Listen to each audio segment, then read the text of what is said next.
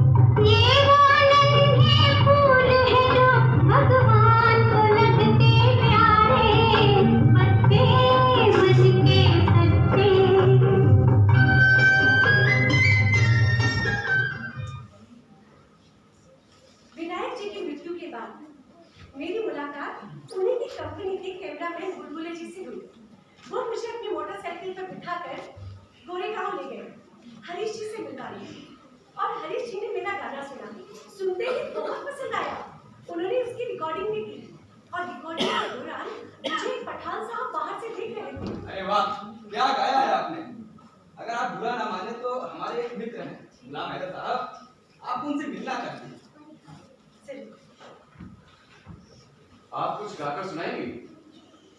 जी, मैं आपकी फिल्म का एक गीत सुनाती हूँ। मैं तो ओढ़ूं गुलाबी चुनरिया, आज रे मेरे भैया ने पहना है साज रे। मैं तो ओढ़ूं गुलाबी चुनरिया, आज रे मेरे भैया ने पहना साज रे। शशिधर जी, आपको अपनी फिल्म के लिए एक गायिका चाहिए थी ना? जी। आपको लता जी की आवाज कैसी लगी? अच्छी है, पर इनकी आवाज तो बहुत पसंद है, जो मेरे फिल्म की हीरोइन कामनी कौशल से बिल्कुल भी मैच नहीं करेगी। आप मेरी एक बात मानिए, आप अपनी आवाज पे थोड़ा काम करिए, फिर कभी देख लेंगे। सर एक चांस प्लीज। भाई साहब फिल्म बनाता हूँ मैं और पैसे लगते हैं उसमें, और मैं ये रिस्क नहीं ले सकता। यार बड़ा बदतमीज आदमी है ये। कलाकारों से बात करने का ये कोई तरीका है? अरे नहीं भाई नहीं, रुको। उनके पैसे लगे, उनके लिए रिस्क की बात है। लता जी, मैं लगाऊंगा पैसे, मैं लूंगा रिस्क, और मुनव्वर सुल्ताना के लिए आप ही गाएंगे। लेकिन मुनव्वर सुल्ताना की आवाज तो मुझसे बिल्कुल भी मैच नहीं थी। लता जी, मैंने कहा ना, मैं रिस्क लूंगा।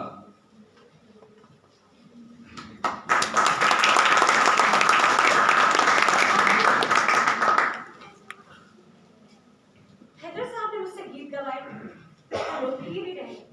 उसी दौरान मुझे अनिल विश्वास ही देख रहे थे और उन्होंने मुझे कहा कि तुम मेरी पिक्चर में गाना गाओगे। तब से जो सिलसिला साहब चलता आया वो चलता ही रहा। कई निर्देशक मिले और गीत गाती रही। तो अनिल विश्वास जी के लिए मैंने एक लोकप्रिय गीत गाया, बहुत उम्दा गीत।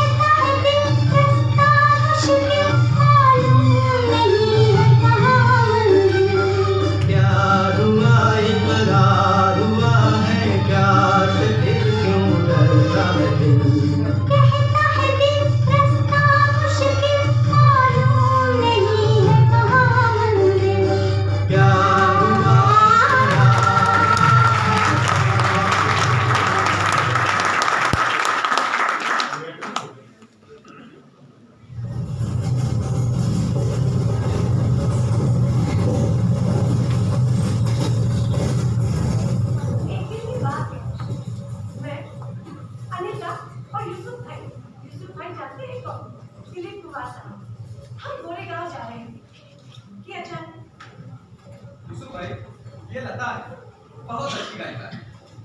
आपका पूरा नाम क्या है? जी लता मंगेशकर। मंगेशकर? तो आप मराठी हैं? मराठी लोगों के बोलों में से तो दाल भात की बू आती है। मतलब कि जब आप लोग उर्दू बोलते हैं तो लगता है कि मराठी ही बोल रहे हैं। बस ये बात मेरे दिल को छू गई और इतना बुरा लगा मुझे, इतना अजीब लगा। मैंने तुरंत जाके शफी भाई से बात की कि शफी भाई मुझे उर्दू सीखना है, और उन्होंने एक मौलाना साहब से बात की और मेरी शिक्षा शुरू हुई। उस वक्त मुजरों का चलन था। मीना कुमारी मधुबाला जिस फिल्म में होती थी एक मुजरा तो होता ही था और वो मुझसे ही गीत गवाती थी। मेरे मुजरों को वो इतने अच्छे ढंग से गीतों के माध्यम से निभाती थी कि सबसे प्रिय हो गई थी।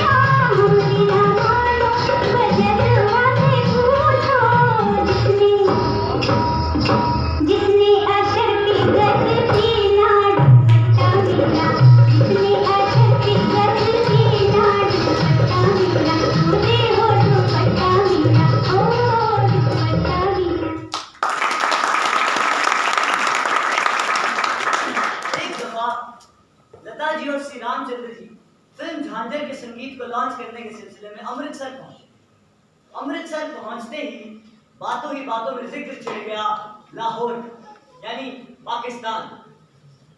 बातचीत में लता जी को याद आ गई मल्लिकाए तरन्नुम नूरजहां जी। नूरजहां जी उस वक्त अपने पति शौकत हुसैन रिजवी के साथ रहने लगी। लता जी ने श्री रामचंद्र जी से कहा कि मुझे नूरजहां जी से मिलना है। जनाब लता जी ने बोला तो कुछ तो होना था।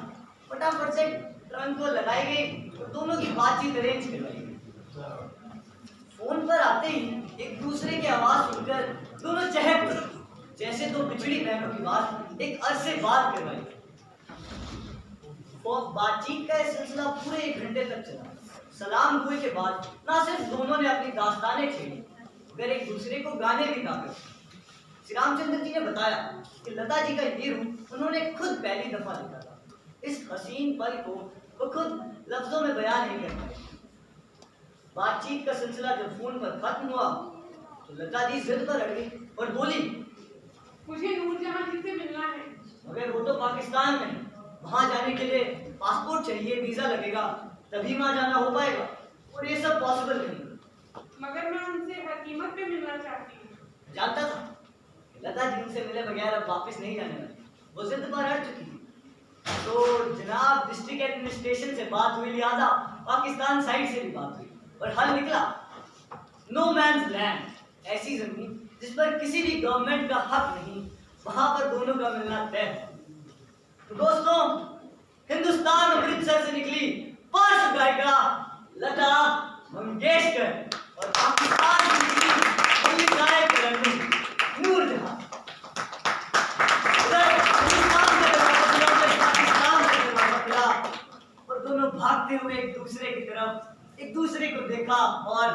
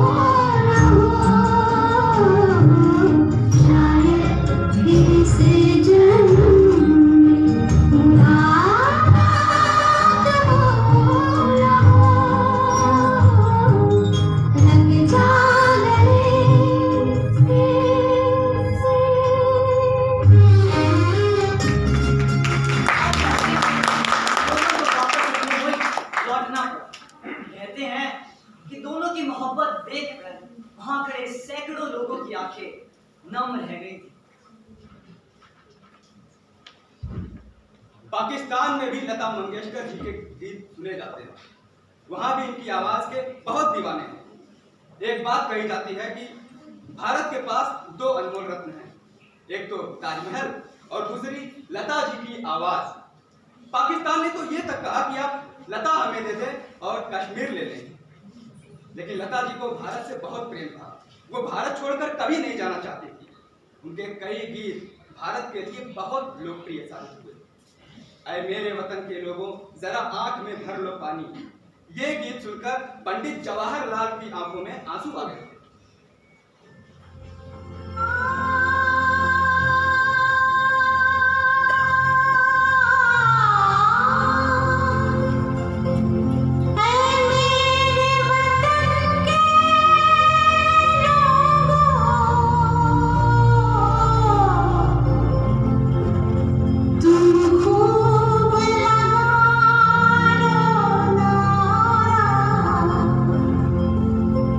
ये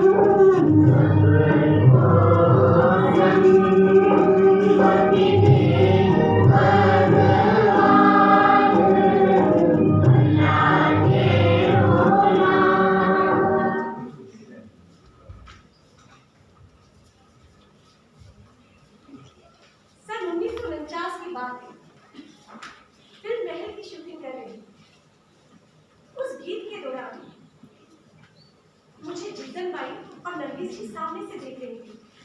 जिद्दत भाई ने मुझे बुलाया, बिटिया इधर आओ, तुम्हारा नाम क्या है? मैंने बताया लता मंगेशकर। अच्छा, तो तुम मराठी हो। माशाल्लाह, क्या बगैर शब्द गाया है। दीपक बगैर कैसे परवाने चल रही है।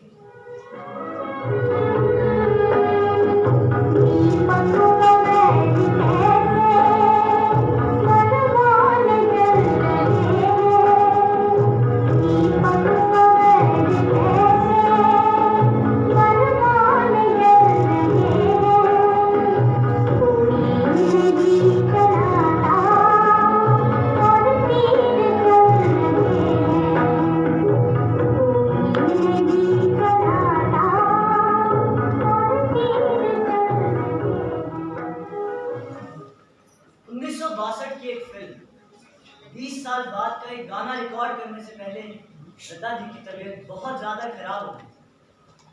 फिल्म के म्यूजिक डायरेक्टर हेमंत कुमार जी गाना रिकॉर्ड करने के लिए रेडी थे।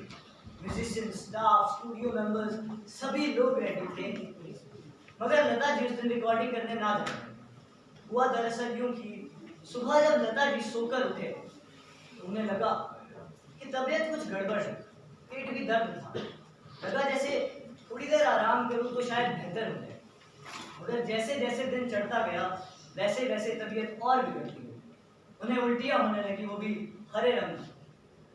डॉक्टर को बुलाया। लता जी उस समय बहुत ज्यादा कमजोर पड़ गई। वो बिस्तर पकड़ कर बैठ गई। डॉक्टर साहब आए। डॉक्टर साहब ने चेकअप किया। घर वालों ने पूछा, बताइए डॉक्टर साहब सब ठीक है ना? जब डॉक्टर ने एक्सरे निकाला तो डॉक्टर साहब खुद हैरान रहे। अनबिलीवेबल, लता जी की तबीयत तो काफी नाजुक है, और हैरानी की बात तो यह है कि इन्हें खाने में स्लो पॉइजन दिया जा रहा है। मतलब धीमा जहर। आप अंदाजा लगा सकते हैं कि उस समय उनके घर वालों की क्या स्थिति रही हो। आज से रसोई घर में कोई नहीं जाएगा। लता दीदी के लिए खाना स्वयं उषा बनाएगी। उस दिन के बाद से उस घर का कुछ भी दिखाई नहीं पड़ा। कहते हैं कि डॉक्टर को आते देख मौका पाकर भाग गया। खूब खोजने पर भी नहीं मिला तो लोगों ने निष्कर्ष निकाला कि ये लता जी के खिलाफ किसी द्वारा साजिश रची गई थी, जिसमें उस कुक को खरीदा जा चुका था। खैर, लता जी को पूरे 3 महीने लगे इस हादसे से रिकवर होने। इस बीच उनका सबसे ज्यादा साथ निभाया उनके मित्र, दोस्त, गायक, शायर मजरूर सुल्तानपुरी साहब। मजरूर साहब हर शाम अपनी कंपनी में चिट्ठी देकर किसी ना किसी बहाने से लता जी के पास आ जाएगा। मजरूर साहब ने खूब सारी कविताएं सुनाते, खूब गाने सुनाते, उनके साथ खूब गप्पे लड़ाते थे। रहते थे जिनके दिलों में हम, रहते थे जिनके दिलों में हम, जान से भी प्यारों की तरह। रहते थे जिनके दिलों में हम, जान से भी प्यारों की तरह। बैठे हैं आज उन्हीं के कूच में हम गुनहगारों की तरह।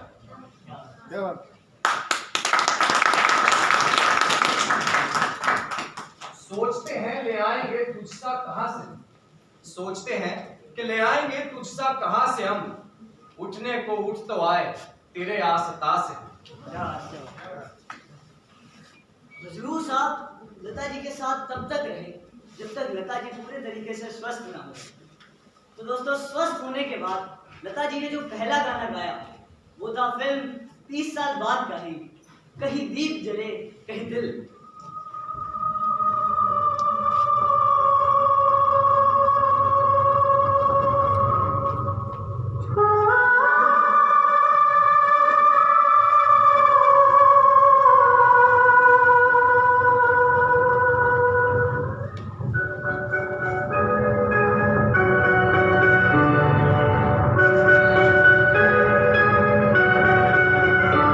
कहीं दीप जले कहीं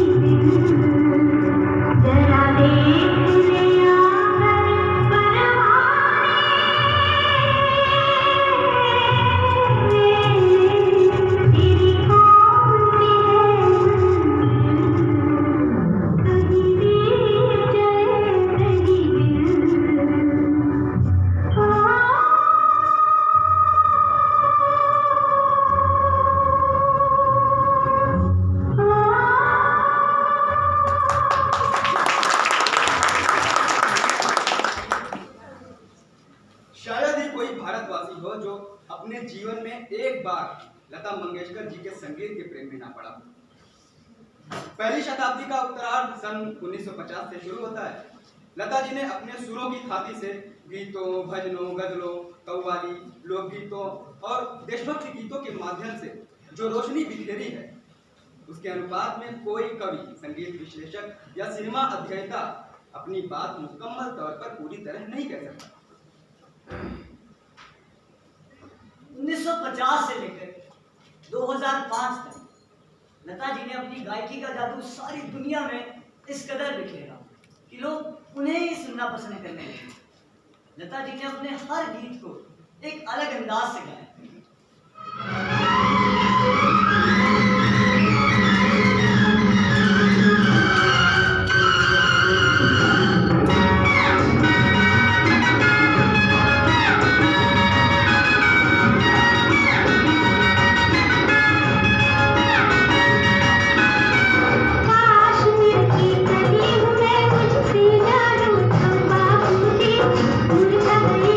फिर न फिरूंगी,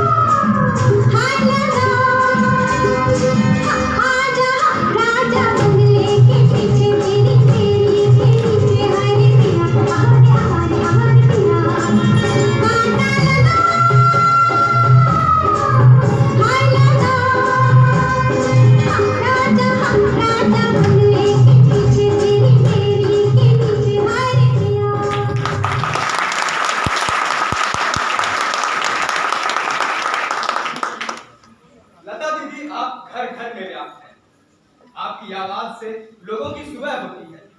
ये कहना वाजिब है कि आप अमर हैं। भगवान ने मुझे बहुत कुछ दिया है। मुझे उनसे किसी भी बात की कोई शिकायत नहीं है। मैं बहुत खुश हूँ। एक बात से मैं बहुत खुश हूँ कि मैंने अपने पिताजी का नाम चाहे थोड़ा ही सही लेकिन आगे बढ़ाया। हे प्रभु, आपने जो भी दिया बहुत दिया, उससे कहीं ज्यादा दिया। अपनी कृपा की छाया जैसे आपने मुझ पर बनाई, वैसे ही हर एक कलाकार और एक नेक नागरिक पर भी बनाए रखना। मोक्ष एक सुंदर कल्पना है।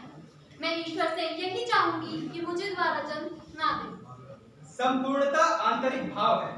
ये किसी भी पुरस्कार या परिस्थिति से जन्म नहीं लेता, ये तो अंदर से आता है। शायद आपकी अपनी भक्ति और विश्वास भी इसमें सहायक होते हैं।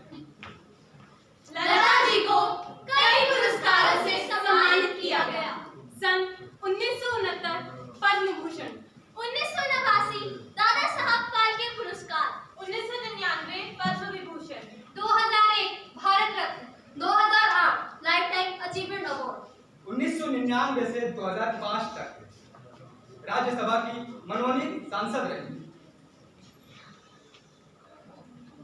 मुझे भारत रत्न से सम्मानित किया गया, लेकिन मैं उसके लिए उतनी खुश नहीं थी जितनी कि पंडित रविशंकर सुब्बुलक्ष्मी जी के लिए थी। उनके लिए मेरे दिल में बहुत इज्जत है।